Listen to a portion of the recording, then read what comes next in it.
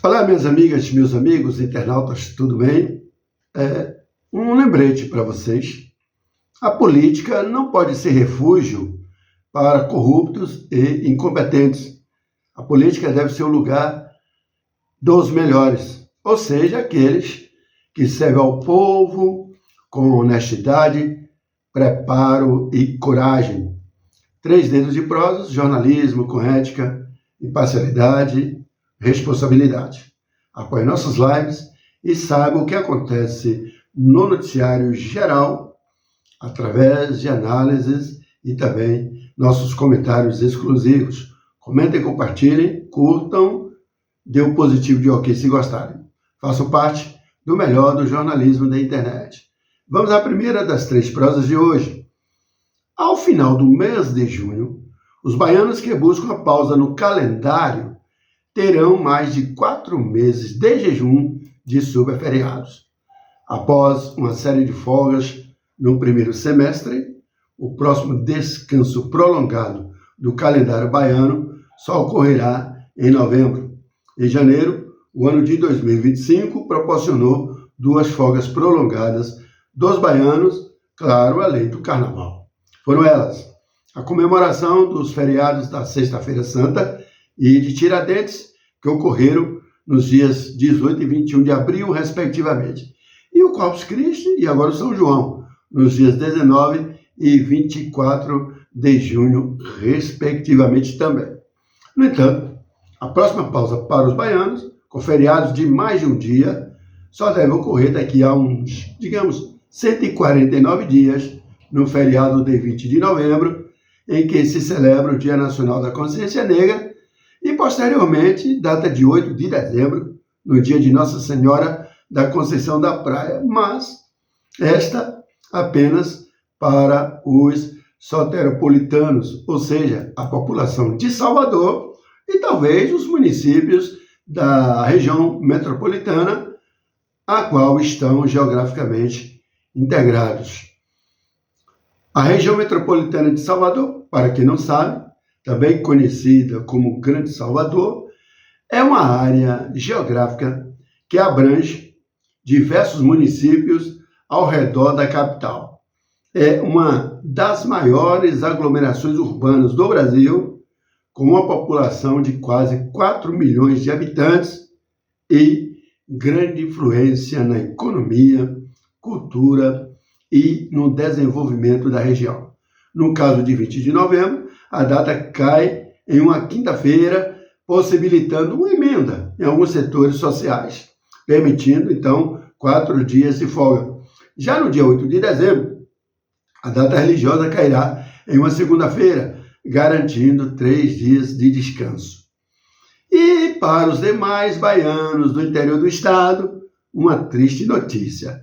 Acontece que nos próximos 4 meses, os feriados deverão contemplar apenas um dia, como 2 de julho, dia da independência da Bahia, cairá numa quarta-feira, mas os demais deste ano de 2025 ocorrerão durante os finais da semana, sendo eles 7 de setembro, dia da independência do Brasil, que cairá em um domingo, 12 de outubro, dia de Nossa Senhora Aparecida e dia das crianças, também um domingo, 2 de novembro, dia de finados, que vai acontecer em um domingo. E no dia 15 de novembro, data da proclamação da República, vai cair em um sábado. Alegria de pobre dura pouco mesmo. Vamos à segunda prosa de hoje.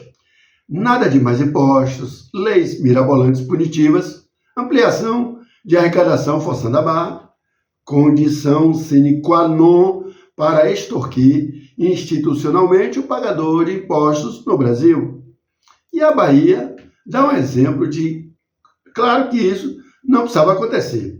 Por exemplo, a Secretaria da Fazenda do Estado da Bahia, Cefaz, recuperou 493 milhões em créditos tributários no primeiro quadrimestre de 2025, o que representa um aumento de 360 milhões em comparação ao mesmo período de 2024. O desempenho está diretamente relacionado à atuação do Programa de Conformidade Tributária, que promove orientação fiscal, redução de multas e incentivo ao cumprimento voluntário das taxas. Pronto. Entre janeiro e abril de 2025, a arrecadação total do ICMS na Bahia atingiu 13,659 bilhões de reais, com crescimento nominal de 11,4% e crescimento real de 5,75%. Os setores com maior contribuição foram o comércio atacadista, o varejo, os supermercados e segmentos industriais, favorecidos pelo aumento do consumo das famílias e pela retomada da atividade produtiva. Sim, mas houve também desempenho negativo nos setores estratégicos, como o do petróleo, com queda real de 12,44%, e os serviços de utilidade pública, com redução de 6,81%. Mas é porque essas questões estão associadas à vigência das leis complementares, a de número 192/2022 e de número 194 de 2022, que estabeleceram alíquotas menores de ICMS sobre combustíveis, energia, telecomunicações e transporte coletivo, ao classificá-los como bens essenciais. A mudança no comportamento dos consumidores também influenciou o desempenho na arrecadação desses setores. Destacam-se o uso crescente de serviços de comunicação alternativos à alimentação tradicional e a expansão da geração de energia solar residencial, que impactam diretamente o consumo e, por consequência, uma base de toda a arrecadação. O positivo é que o ICMS foi impulsionado principalmente pela estratégia de conformidade da Cefaz-BA. A iniciativa fortalece a relação com os contribuintes ao priorizar a cobrança administrativa, considerada menos onerosa e mais eficiente do que os métodos coercitivos tradicionais, aqueles que falei aqui no começo desta matéria. Vamos agora à prosa de número 3, a última do dia. A nova imprensa brasileira, tanto aberta quanto a digital, a de internet, joga cada vez mais no lixo a sua audiência ao prestar a desinformação como matérias de suas pautas. UOL, TV Globo, CNN, Band, outras 300 empresas de comunicação só para atestar. Mas essa notícia que agora vou comentar para os nossos internautas é uma das mais cretinas e mentirosas que já costumamos ver agora nessa nova mídia porqueira. Vamos lá.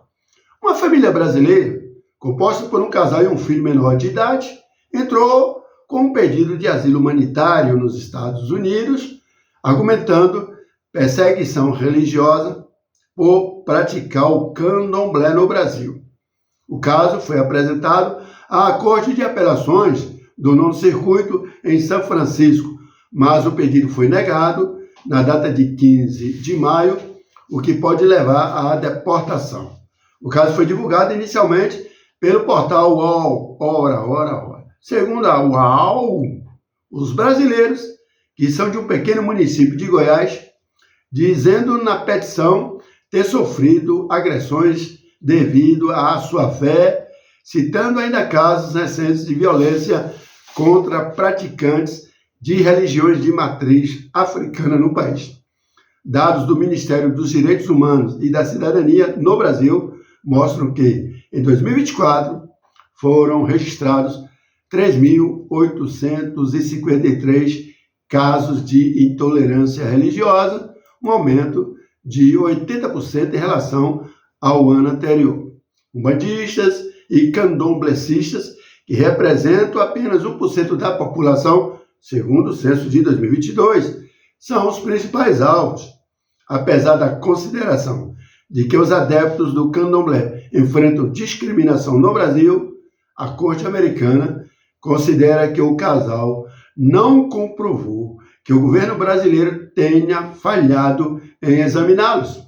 A decisão citou um relatório do Departamento de Estado dos Estados Unidos de 2023, que envolve invasões policiais em terreiros no Brasil, mas também destacou a lei sancionada pelo presidente Lula, que criminaliza a intolerância religiosa.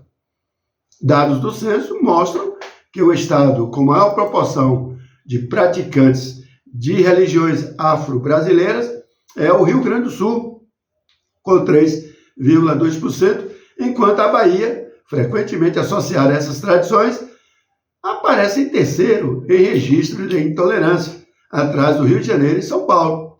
Aí, a UOL sai com esta. Em um trecho controverso, os juízes, os americanos, sugeriram que a família se mudasse para o Nordeste, onde, segundo eles, o candomblé seria popular e celebrado. A corte americana argumentou que, como o casal tem habilidades laborais transferíveis, seria razoável uma realocação interna, ou seja, já que moram em Goiás, parece que é de Goiás, vão para o Nordeste, onde o candomblé, a religião afro, é mais bem aceita, mas, por coincidência, apenas dessas coincidências, a matéria do UOL distorce a decisão, com ironias, a decisão da Corte Americana, porque esconde que esse caso dessa família brasileira que foi lá ocorre em meio a protestos na Califórnia contra deportações em massa prometidas pelo presidente Donald Trump em sua campanha. A comunidade brasileira nos Estados Unidos tem relatado medo diante do sofrimento das políticas migratórias. Aí eles aproveitam e distorcem os verdadeiros fatos. A família foi lá pedir asilo nos Estados Unidos, se dizendo discriminada no Brasil. Ela é do Rio Grande do Sul, agora me lembrei. Aí o pessoal dos Estados Unidos, os juízes são sérios, direitos corretos?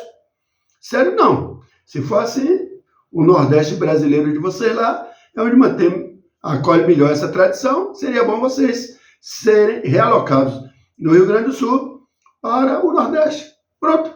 Aí o UOL escreve com desdém. Se gostaram da live, dê um like de positivo, curta, comente, compartilhe. Se não são inscritos, inscrevam-se. Acesse o sininho para a notificação de novas lives.